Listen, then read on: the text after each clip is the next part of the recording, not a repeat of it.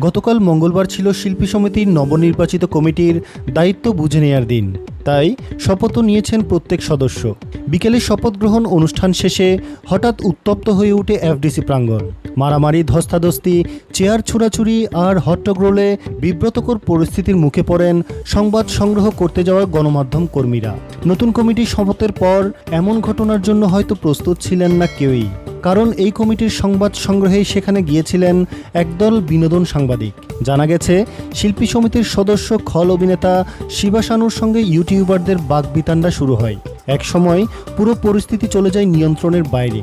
কথা কাটাকাটির এক পর্যায়ে এগিয়ে যান সাংবাদিকরাও। তাও তাদের সঙ্গে শুরু হয় বাকবিতণ্ডা। সন্ধ্যায় সাংবাদিকদের উপর হামলা হয়। কেউ কেউ বলছেন চিত্রনায়িকা ময়ূরীর মেয়ের সাক্ষাৎকার নিতে চেয়েছিলেন একজন ইউটিউবার।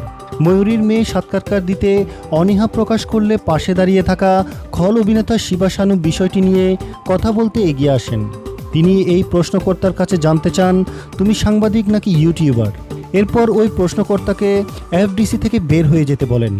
মূলত এই কথা কাটাকাটির পর থেকে গণ্ডগোলের সূত্রপাত। এরপর চারদিকে ছড়িয়ে পড়ে গায়ে হাত তোলার খবর। এফডিসির শিল্পী সমিতির কার্যালয় থেকে বেরিয়ে আসেন সদ্য নির্বাচিত কমিটির সাংগঠনিক সম্পাদক জয় চৌধুরী ও আন্তর্জাতিক বিষয়ক সম্পাদক আলেকজান্ডার বো। ঘটনার পর প্রকাশ্যে এসেছে বেশ কয়েকটি ভিডিও। এর একটিতে চিত্রনায়ক জয় চৌধুরীকে মারমুখী ভঙ্গিতে দেখা যায়।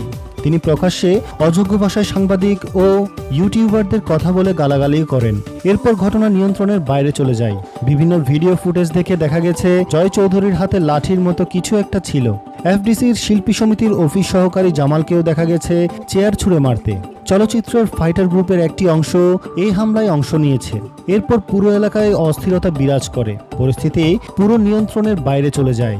পরিস্থিতি নিয়ন্ত্রণে আনতে এফডিসিতে আইন শৃঙ্খলা রক্ষাকারী বাহিনীর সদস্যরাও আসেন। সাংবাদিকদের উপর হামলার ঘটনায় আহত হয়েছেন দৈনিক খবর কাগজের বিনোদন প্রতিবেদক মিঠুন আল মামুন, বাংলাভিশনের ক্যামেরা পার্সন সহ 10 জনের মতো সংবাদকর্মী ও ইউটিউবার। মামুন জানান, কোনো কারণ ছাড়াই তাদের উপর হামলা চালিয়েছে শিবা শানু ও জয় চৌধুরী। এই ঘটনা নিয়ে দুঃখ প্রকাশ করেছে নবনির্বাচিত কমিটি।